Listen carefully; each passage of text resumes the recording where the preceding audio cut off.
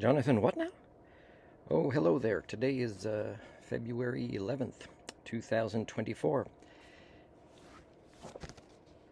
I finally got a librarian who got it right and got me the right edition I've been wanting. The last one didn't get it right, so I didn't even check it out. Or did I, and just didn't read and returned it. Hey, let me tell you a little bit about Richard Bach, I think it's pronounced. This will come from Wikipedia.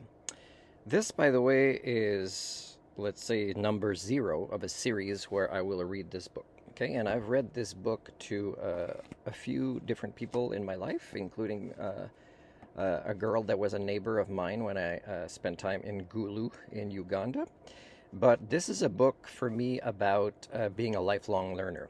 And so, as I see that teachers struggle with this and administrative staff in school districts and the general cultures, even post-secondary, of education, is for me that wants to boost the concept of collective learning and to make us all lifelong learners without being attacked for it. What, that guy thinks he's got something to teach us? What does he know? What does he know? He doesn't even have a teacher certificate or degree in education or a job or references from principals or whatever. Well, let me tell you that there's a few principals I've seen come and go, and in big part it's because they didn't spend time with me doing professional development with them and their staff, using this book as one tool in my tool belt to try to boost collective learning. So this book, by the way, has been translated to many, many languages. A librarian in Ujambu, in Korea, Ujambusi. It's hard to pronounce, I just say it fast. And she gave me a Korean copy of it and wrote inside.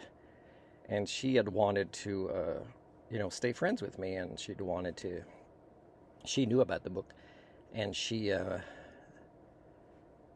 I had to tell her I define friendship a particular way. And I define learning, being a lifelong learner, walking the talk of it, to look in specific ways.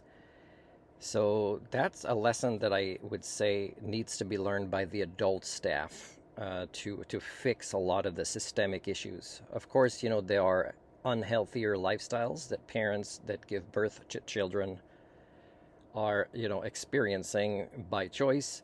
And often it's hard to counteract the culture that's becoming more toxic in this way, in what we eat and what we drink and what is legal to consume and that is bad for the brain. So, of course, there's more and more kids that are challenging in school systems of the world because everything's interconnected. Even if a country has not legalized the things we've legalized here in Canada, they still take part in breathing the same air, and water circulates as well, and mimetics, right? Mimetics of consumption, capitalism, and living, stressful lifestyles because of the concept of money. So joy for the joy of learning, I think, is what somebody that seeks to take on any kind of career in education should focus on. Now, one time in Quebec, I was in a classroom for, I would say, at least half a day, the same class, and I said, "Oh, I'm not a teacher, I'm a learning specialist," and I said this in French, un spécialiste d'apprentissage, and I said, "Oh, there's a difference." And then finally they were starting to get the difference. There was an adult that I did not talk to that was on and off doing paperwork in the classroom that I was in, and thanks for the teacher who left great notes about what she wanted me to do while she was off.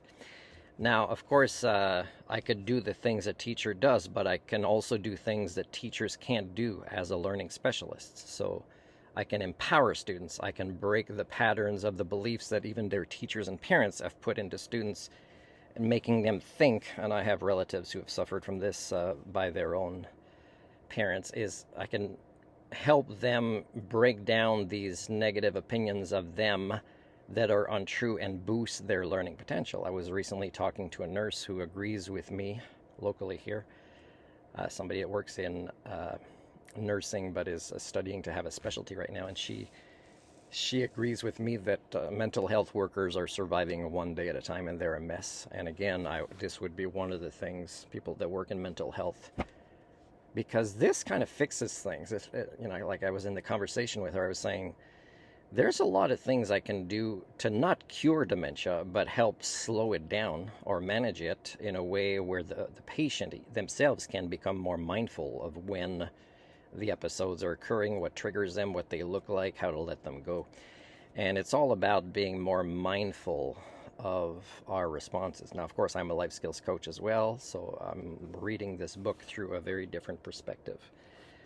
So I'm going to tell you a little bit about the author, and in part one, I'm going to start reading it. And I'm going to start reading it and discussing it as if I'm in a group of professional development, as if people that work in mental health or education actually cared about real personal development, and not having days that turn more and more into bitching about what their job is like during those times, instead of hiring professionals that have different specialties than teacher certifications or nursing degrees, for example, but people that actually come from a totally different perspective of their profession. That would also be one of the elements needed in cultural repair. But of course, when systems of education and healthcare are so systemically toxic, is you have to kind of let them go by creating something totally different with more transparency and accountability on the side. You can't like fix something that, if it's that full of cancer cells, let's say, the cancer cells that think they're healing the other cells, then it's not going to end well as a culture. All right, so what can I say about Richard? Well, this book, he was born, by the way, same astronomical sign, if you kind of care about that stuff, as myself.